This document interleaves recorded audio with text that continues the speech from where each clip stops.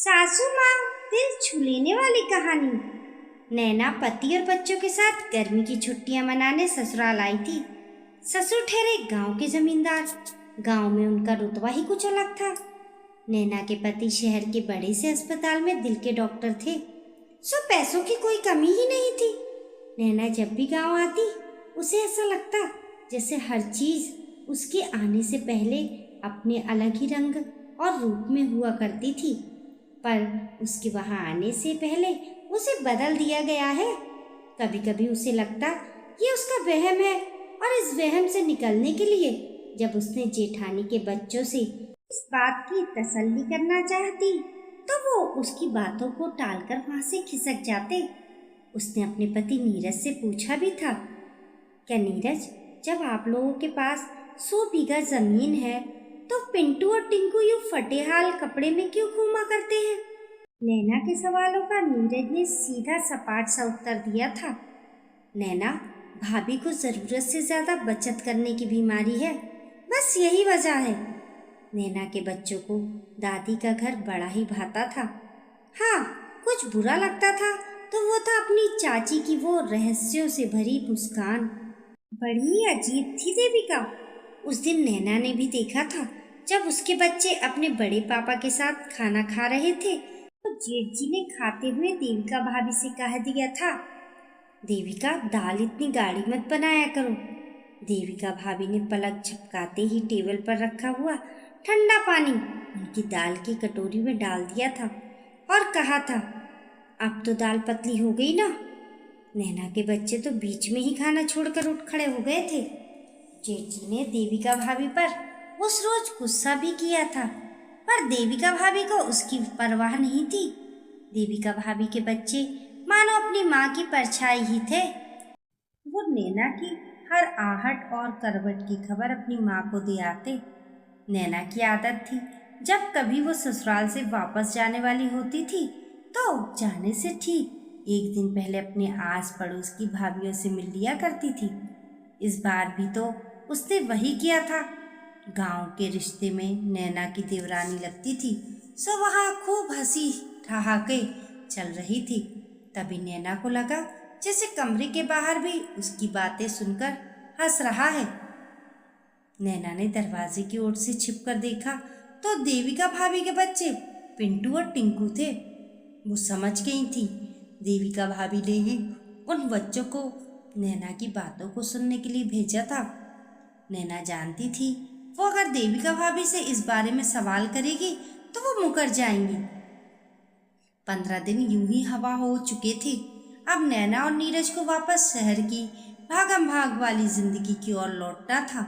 हमेशा की तरह इस बार भी शहर जाने से पहले नैना ने देविका भाभी और अपनी सास को सुंदर सी साड़ी दी। हर बार अपनी सास को नई साड़ी देने के बाद भी उनके बक्से में जब नैना ने एक नज़र डाली तो वो पुरानी साड़ियों से पटा पड़ा था। नैना ने अपनी याददाश्त पर थोड़ा सा जोर डाला और सारे धुंध छटने लगे थे। दरअसल वो जो भी साड़ी अपनी सास को देती वो सारी की सारी साड़ी नैना के जाते ही देविका उनसे छीन लिया करती और बदले में अपनी कोई पुरानी सी साड़ी उन्हें थमा देती।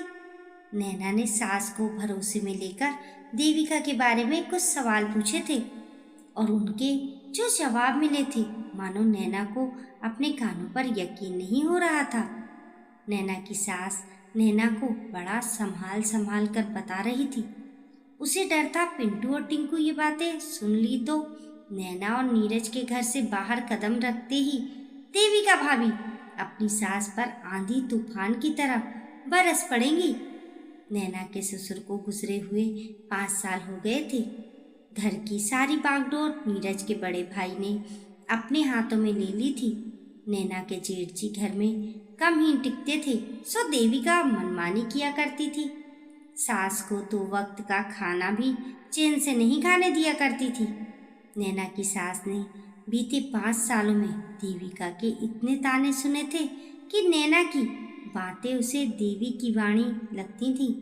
नैना ने सास से कहा था, माँ जी, आपने ये बातें कभी हमसे या नीरज से कहने की कोशिश क्यों नहीं की?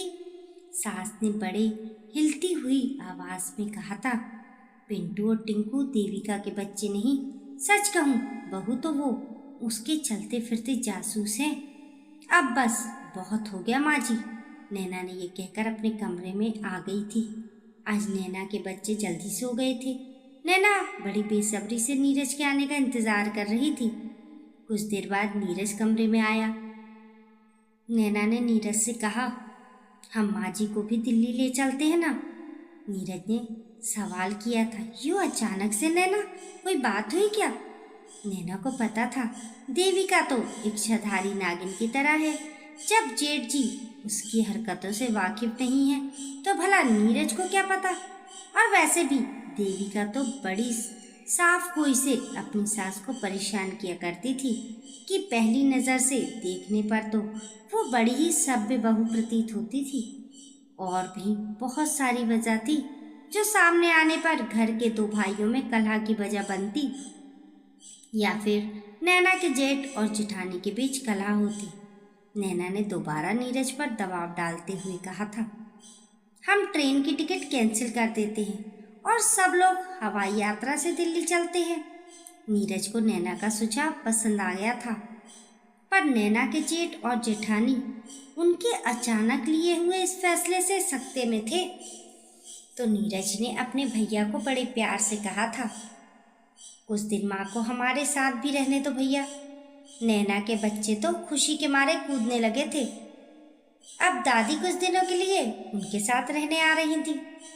देविका ने आते वक्त नैना से कहा था, हमें माँ जी की बहुत याद आएगी, इन्हें जल्दी भेज देना नैना। नैना ने देविका पर शब्दभेदी बाण चलाते हुए कहा था, अरे भाभी, यहाँ तो आसपास आपको बहुत सी काम करने वाली मिल ही जाएंगी, बस थोड़े पैसे खर्च करने होंगे आपको। नैना अपनी सास को दिल्ली लेकर आ गई थी। उसके महीने भर की हुई सेवा से उसकी सास के चेहरे की रौनक लौट आई थी। जो त्वचा दिन भर के कामों से कभी शिथिल पड़ चुकी थी, अब वो नैना के सास की एक अलग और नई तस्वीर बना डाली थी। नैना की सास ने कहा था, बेटा मुझे तो घर में सबसे अंत में खाने की आदत थी, पर तुम तो यहाँ मुझे बच्चों के साथ बैठकर खाने को कहती हो। नैना ने बड़े ही प्यार से कहा था, अरे माँ जी, आपको नहीं मालूम, मेरी माँ कहती है बच्चे और बूढ़े तो एक समान होते हैं ना। रात को नीरज अस्पताल से आने के बाद नैना से कह रहा था, भैया ने आज फ़ोन किया था, कह रहे थे वहाँ भाभी और बच्चों का मन माँ के बिना बिल्कुल नहीं लग रहा है। अच्छा तो आपने क्या कहा? नैना ने घबराकर कहा था। नीरज ने कहा, वो मैंने भैया से कह दिया है, अब माँ हमेशा हमारे साथ ही रहेंगी। नैना को अपने कानों पर भरोसा नहीं हो पाया था। उसने नीरज से पूछा था, आप सच कह रहे हैं ना? नीरज ने नैना के पास जाकर धीरे से कहा, सच। नैना समझ गई थी नीरज को बताने के लिए कुछ भी नहीं है। आईने पर जमी धूल की परतों पर नैना ने पानी डाल दिया था। वैसे भी नीरज तो दिल का डॉक्टर था, दिल की सच्चाई उससे कहाँ छिप सकती थी। दोस्तों, आपकी इस कहानी के बारे में क्या राय है? हमें कमेंट करके ज़रूर बताइए। कहानी पसंद आने पर लाइक और शेयर करें। ऐसी ही अच्छी अच्छी कहानियों के लिए चैनल को सब्सक्राइब करना ना भूलें। मिलते हैं फिर एक नई कहानी के साथ।